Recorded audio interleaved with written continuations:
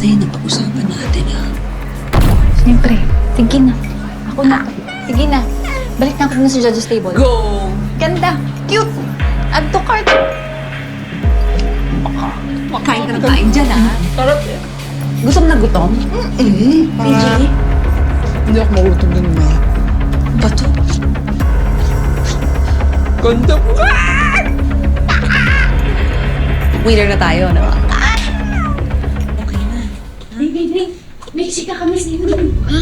Uy, Mars. Nakakaloka ha. Eh, kaibigan naman pala ni Esther yung reigning queen. Eh, di ba isa sa mga judge yun?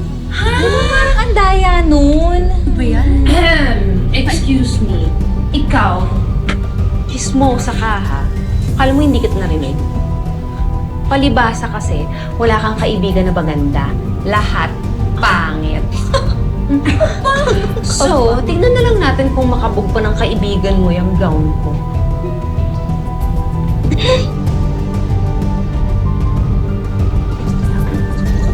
Yabang? Sarap. Okay na ito, no? Uy, totoo nga. Mas maganda talaga yung gown niya kaysa sa akin. Okay lang kasi to eh. Dami kasing kakilala ni Esther kaya nakahanap ng mamahaling gown. Ano ba kayo? Huwag kayong makinig sa kanila.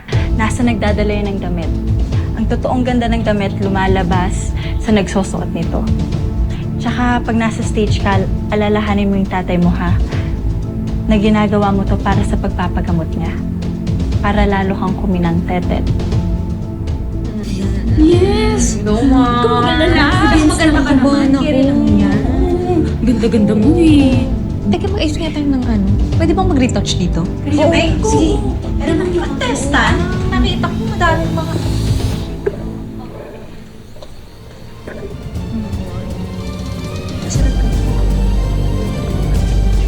Gawin na natin yung plan. Para sigurado na talaga yung pagkatalo ng tetet niya. Huwag na. Sige na. O, sige. Sabi na. Ay, sir.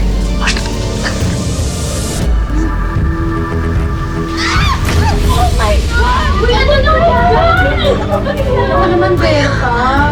Huwag ka naman sorry na pag-sorry. Hindi mo naman kasalanan na napagtama na ng basurahan niya ang damit ni Bebet.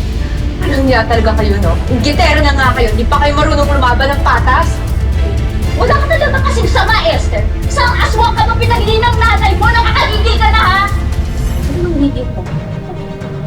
Bebet, kung ako sa'yo, uwi na lang ako para maglaba. Hanahin ko yung gown mo na may mancha. So, excuse me.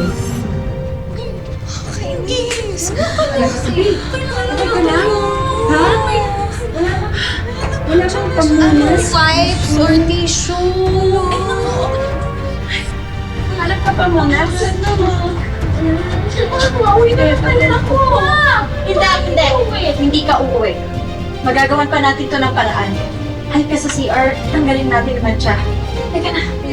Sige, Aya ha. Kaya natin siya. Antayin namin kayo. Kaya